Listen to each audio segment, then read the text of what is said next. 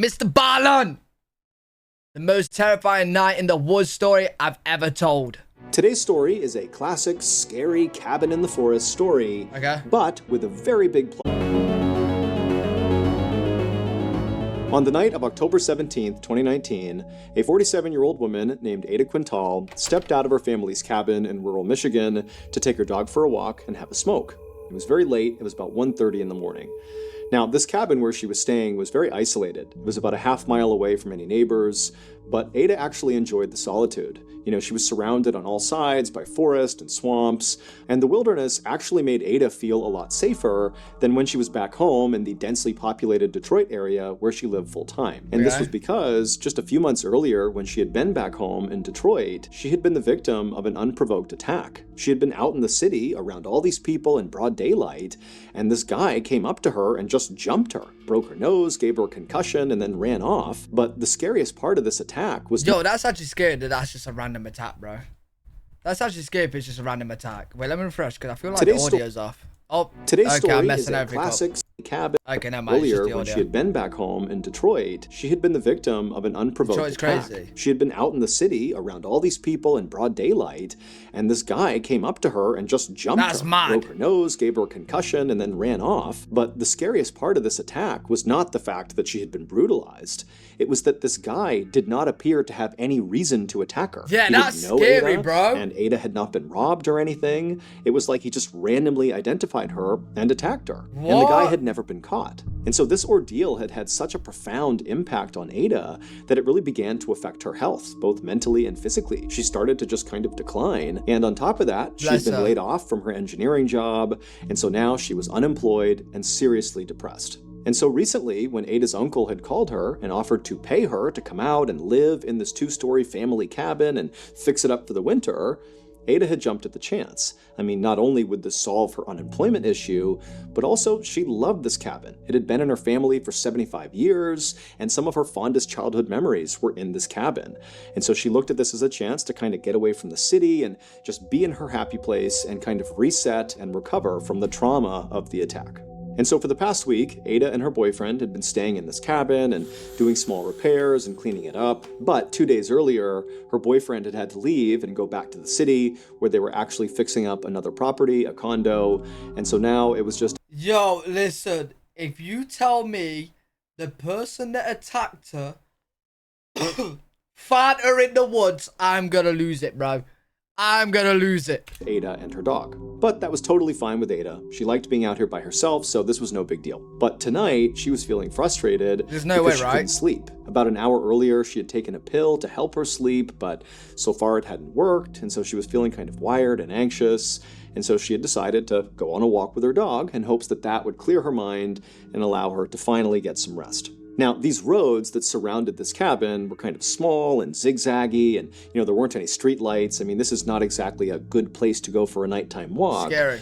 But Ada knew this place like the back of her hand, and she also carried a 9mm pistol in her pocket, you know, just for protection. And so after walking... she's learned. She should have had that the night where she got attacked, bro. She could have pow-pow-powed him. For a few minutes down one of these dark, winding roads, Ada's dog stopped to relieve himself on a bush. So as the dog was going to the bathroom, Ada just casually smoked and waited. But at some point, the dog just stopped going to the bathroom, turned slightly, and began growling, and its ears perked up, and it was looking off into the darkness right ahead of them. And so Ada instinctively took her flashlight and raised it up and aimed it in the direction her dog was looking. Okay. And right away, the cone of light illuminated these 2 eyes looking right back at Ada. Okay. And immediately, Ada knew what she was staring at. It was a mountain lion. And so doing her best to stay calm, Ada slowly reached into her pocket to pull out her gun, but before pulling it out, the 2 eyes blinked shut, and then she heard it kind of turn and run off into the forest. It was gone. Yeah, Once go Ada away, was sure boy. the mountain lion really was gone, she breathed a sigh of relief, and then very quickly tugged on her dog's leash, they turned around, and she hustled back towards the cabin. When Ada reached her cabin, which was all lit up because she had left all the lights on before she had left, she jumped up the front steps, she opened up the door, she went inside with her dog, and after letting her dog off the leash, she shut and locked the door. Then she grabbed her phone and texted her boyfriend to tell him about this mountain lion. And then after hitting send, Ada felt relieved to be back in her cabin, but at the same time, she still felt very on edge. I mean, she had been, just a few feet away from a mountain lion in the middle of the night, in the middle of nowhere. But as Ada was doing her best to calm herself down, she heard this noise noise coming from outside the living room window, almost like twig snapping, like The somebody was lion. walking past the window. The And so the back. way this cabin was set up is when you first walked inside, you were in the kitchen, and then the back half of the cabin was a living room, and then there were also stairs leading up to a second floor. But from in the kitchen, you had a clear line of sight into the living room and vice versa. It was kind of like one big room with two functions. And so from where Ada was standing in the kitchen, she could clearly see the window in the living room where this noise had kind of come through. But because the inside of the cabin was all lit up and the outside was dark, from her perspective, all she could see was a reflection on that window. So to look outside that window to see what had made that noise, she would need to get right up next to the window. And so feeling pretty nervous at this point, she walked across the cabin. No, turn the lights off, bro. Turn the light. Bro, instead of going close to the window, turn the lights off. Made her way towards this window, You can see and then out. she pressed her face right up against the glass to look outside. But all she saw outside was just darkness. I mean, there was nothing out there. And so Ada stepped back from the window and started to wonder if maybe the sound she had just heard was maybe that mountain lion. Maybe it followed her back here. That was terrifying, but at least she was inside. But also she was thinking to herself, mountain lions are not known for being aggressive towards humans, and they wouldn't come up to her cabin like this and prowl around outside. That's just not what mountain lions do. But Ada didn't really have any other explanation, and so she told herself, it's gotta be nothing, there's nothing out there, this is a safe place.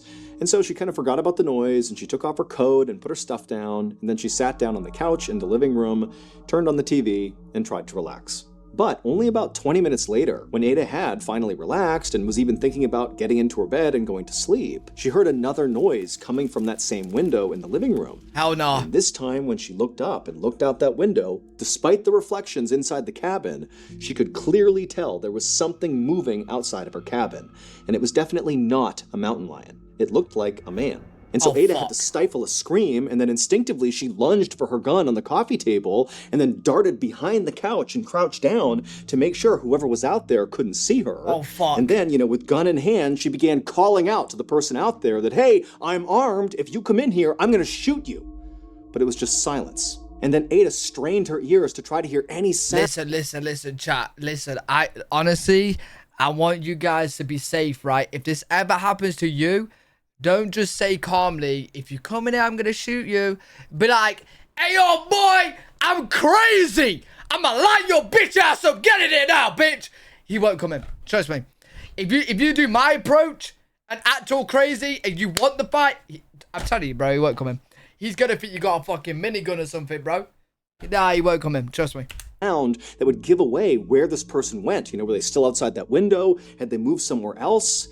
But all she could hear was the sound of the wind whipping outside and an owl hooting off in the distance. But then, right as Ada was starting to wonder, did I really see somebody out there? Is this all in my head? That's when scary, she heard no? the distinct sound of footsteps on her front porch. And so again, Ada had to stifle a scream, and she darted to the other side of the couch, preventing the person from the front of the house to seeing her now. Then she grabbed her phone and she was dialing 911, and she was about to hit call when she stopped herself. And she began to wonder, am I just totally overreacting here? No. I don't know if there's somebody out there. I could be... Bro, how did that scare me? I hate you guys, bro. I actually hate you guys, bro. How did that scare me? Why am I so jumpy, bro? But it's because I'm imagining myself in the situation. I'm imagining myself in the cabin, bro. Was dialing 911, and she was about to hit call when she stopped herself. And she began to wonder, am I just totally overreacting here? I don't know if there's somebody out there. I could be hearing things. Well, maybe it's just like an animal or something. No, you're not. And also, deep down, Ada knew that ever since that attack in Detroit that summer, that basically everything scared her. And she was starting to wonder if maybe she was just being totally paranoid, Ada. and there was nothing going on. And she didn't want to embarrass herself by calling 911 and having them come out here and finding nothing. And so Ada decided she would call her boyfriend, and so she called her boyfriend, and as the phone is ringing, she's listening intently for any other footsteps outside, but... Wait. She's calling her boyfriend. Imagine the phone rings on the balcony. Her boyfriend's out there, but not say... Yo, I'm really interested to see where this is gonna go. She can't hear anything. And then her boyfriend, he didn't pick up. It's also like 2:30 in the morning at this point, but her boyfriend doesn't answer. And so after that, she tries calling one of her friends, and her friend does pick up. And right away, Ada just began telling this friend about all the things that had happened that night, from going out and seeing the mountain lion and then coming back in, hearing the sound, and now hearing the footsteps on the front porch. And, she was worried that maybe she was just making it all up, but she was still really scared. And even though Ada was trying to be composed as she was telling her friend, her voice began to crack and she began to cry because she really was scared. And the friend just said, look, I'm going to call the police on your behalf. It seems like it's worth having them come out just to make sure you're really okay. Give me the address and I'll tell them where to go. And so Ada would give her friend the address, but she told the friend, thank you, but do not call right now. Just please stay on the phone for a minute and let me just do a quick investigation. Let me look out the windows, and just really make sure that this is nothing before you call the police. And so the friend said, okay, look around, but then I'm calling the police. And so with her phone and her gun in hand, Ada very carefully crept out from behind the couch, keeping a low profile, staying below the sight line of all the windows. And she crept from the living room into the kitchen towards the front of the house. And she walked over to the sink and she very slowly raised her head until she could just barely peek through the window right above the sink that overlooked the front porch. Because remember, that was the last place she had heard sounds, from the front porch. And so she very carefully peeks and looks out the window. And there's nothing there. Nobody's on the porch. It's just empty, dark forest. She's safe. Ada let out a relieved half cry, half laugh, and then stood all the way up and felt totally ridiculous because clearly she had just imagined, all these people wandering around the outside of her house. And so she was about to tell her friend that, hey, sorry, there is no issue here, don't call the police. But before she could get the words out, Ada happened to turn around and was looking back towards the living room, and she froze. Oh, fuck. Because there, in that same window she had heard those sounds coming from in the living room, was now the silhouettes of two men, clear as day. Oh shit, Ada. You gotta honestly unleash your inner James Bond and just light up their ass, man. Bro, if that was me, I'm shooting. Bro, if that's me, I'm chucking grenades. I'm chucking C4. I'm going crazy on their ass. Alright, bro. Nah. Bro, if you're in a cabin in the middle of the forest and there's people around it, no. That's not good, bro. That's not good, bro. You don't go to random cabins, man. You just don't. Just looking in the window right at Ada. And so acting purely on instinct, Ada just raised her gun and aimed it at these two men. And to her horror, the two men also raised guns and aimed them right back at Ada. And so Ada just started firing her gun at the window, and these men began shooting back at her. And right before Ada leapt to the ground, she was pretty sure she hit one of the men in the head with one of his... So many dumb ways to die. Dumb ways to die. She should have called the police, bro. She should have called the police, bro. Trust your gut. And right before Ada leapt to the ground, she was pretty sure she hit one of the men in the head with one of her rounds. Oh, okay. And so she lands on the ground. It's absolute pandemonium at this point. Then her friend, who's still on the phone, is screaming like, what's going on? What's going on? And all Ada could think to do was yell out, there's two men. They're shooting at me. I think I shot one of them. And the friend is screaming, I'm going to call the police. Yeah, call the police. And the line goes dead. And Ada, who's crouched down behind the kitchen island at this point, she realizes all the shooting has stopped. It's now dead silent in the cabin. And so for a second, Ada was thinking to herself, maybe I managed to shoot both of them, and that's why it's quiet right now. But then another thought began to enter her head, that maybe she had only shot one of them, and the other survivor was moving into position to maybe ambush her. And so as she... Wait, I don't get it though. Why these two strangers try to kill her, bro? I don't get it. Like, bro, this is like a movie scene. This is like a movie scene, lighting up a cabin in the middle of the forest for no reason. And she was attacked before. Bro, I don't get it. Yeah, as her husband, did her husband set her up? Yo, I don't know. She's running through what she's gonna do. She hears this horrible, loud thumping sound right above her in the second floor of the cabin. Oh, fuck. Now, Ada knew at this moment, she should just get her dog and run. Because if this second shooter has survived and has now come into her cabin and is upstairs, that means the forest is now clear and she can make a run for it. But as she sat there by the island, still clutching her gun, in this beloved family cabin of hers, she began thinking about the fact that ever since that attack in Detroit over the summer, that had totally wrecked her life and made her scared of everything. And so as she heard the sound of whoever this was marching around in her second floor, she made a decision. She was going to stand her ground and fight. And so she took a deep breath. Yo, chat, I really hope she survives, bro. I really, really hope she survives, bro. She stood up, and with gun in hand, she made her way to the stairs and began to go up. She's going up? Oh, she's had enough of bullshit. Real people. She's had enough of bullshit, bro. We are. She's had enough. I hope the dog's okay as well. The police arrived at the cabin about 30 minutes later because Ada's friend did call the police, and she warned them that as far as she knew, there could be at least 2 gunmen there, and maybe Ada had shot one of them. She wasn't sure. And so when the police arrived, they showed up, guns drawn, and they walked up to the cabin and they searched the outside, but there was nobody out there. It was silent. And then when they made entry into the cabin, they saw clearly there had been a shootout. I mean, there were bullet holes all over the place, broken windows. But after searching the cabin top to bottom, they didn't find anybody. No Ada, no shooters. However, they did find Ada's terrified dog inside of the cabin, and the dog would be just fine. Now, once the cabin was secured of any threats, the police would do another comprehensive search looking for any evidence that would kind of tell them, where Ada or these shooters had gone. And during this secondary search, they would find Ada's shoes and her cell phone on the roof of the cabin, and they would also find her gun on the ground not far from the roof, suggesting maybe she had fallen off the roof or jumped from the roof, but they were kind of located roughly in the same area. And during this secondary search, they wouldn't find Ada or the gunman, but they would find Ada's cell phone and her shoes on the roof of the cabin, and they would also find Ada's gun on the ground not far from where her shoes and cell phone had been found. Wait. So she didn't headshot that guy then? Because they would have found a dead body.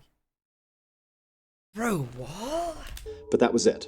Police immediately launched a massive search in the forest surrounding the cabin, but despite looking all over the place, they could not find any signs of Ada or her attackers. Police checked local hospitals to see if maybe the man that Ada had shot had shown up seeking medical attention, but as far as they could tell, he hadn't. And so pretty quickly, the police theorized that maybe there were no gunmen. Maybe what really happened here is Ada's boyfriend attacked her, and he was responsible for whatever happened to her.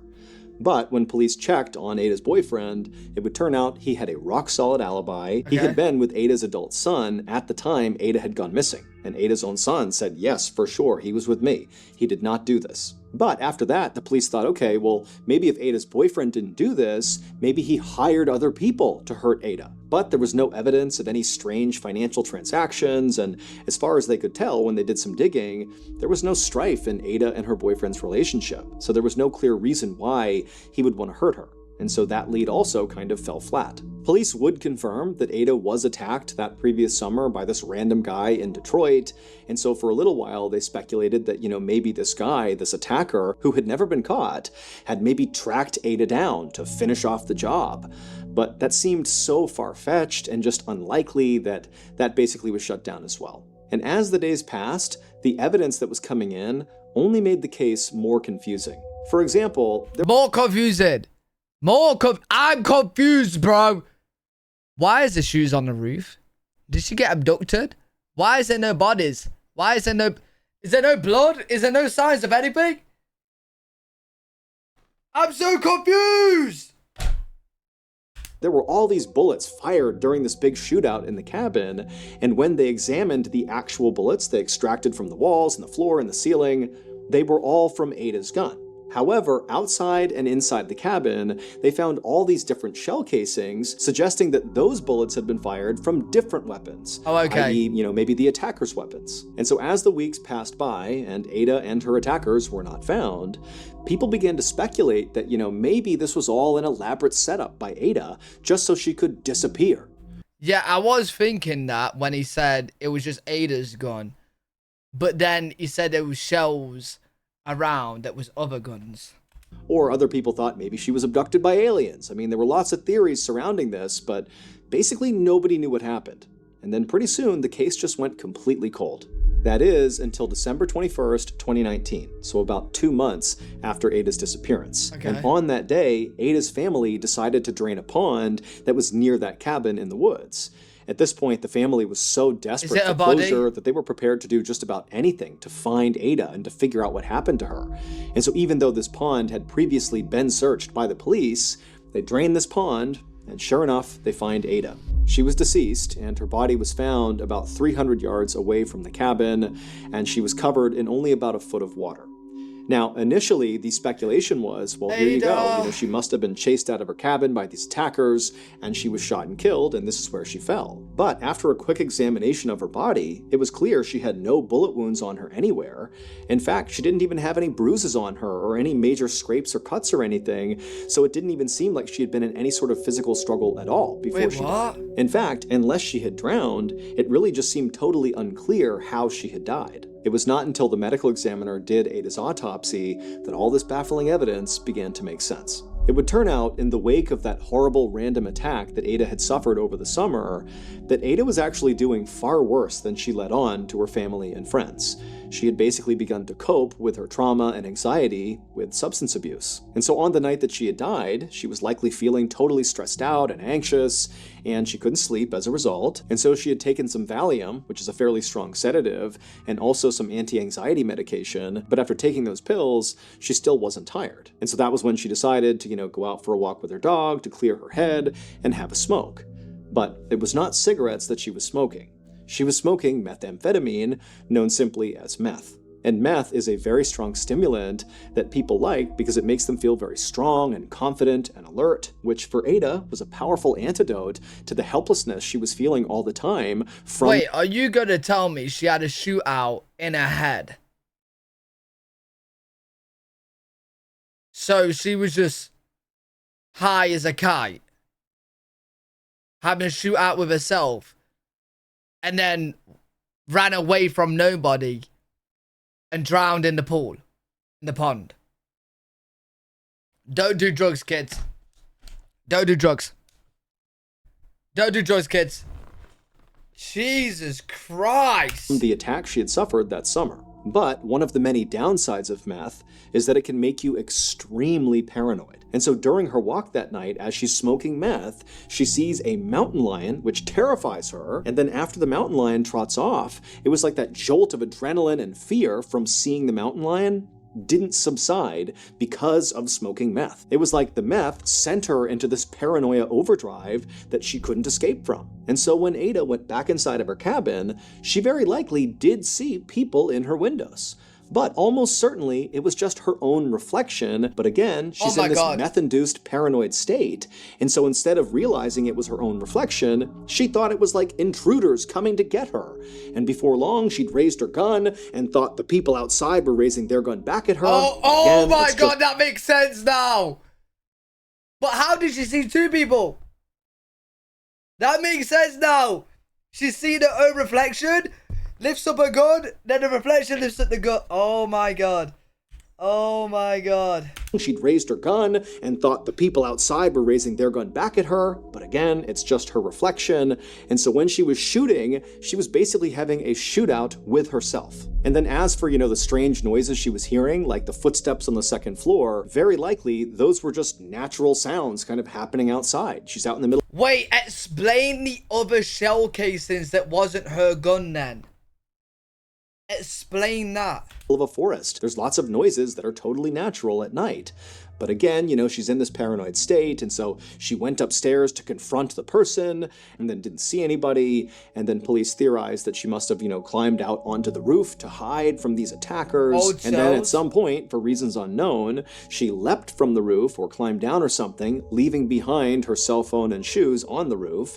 She left her gun on the ground, and then she ran off into the forest, where she ultimately collapsed, 300 yards away in a foot of water, where she died not from drowning, but from a combination of hypothermia and also a toxic combination of drugs in her system. And so in the end, the danger that Ada was trying to escape was in her own mind.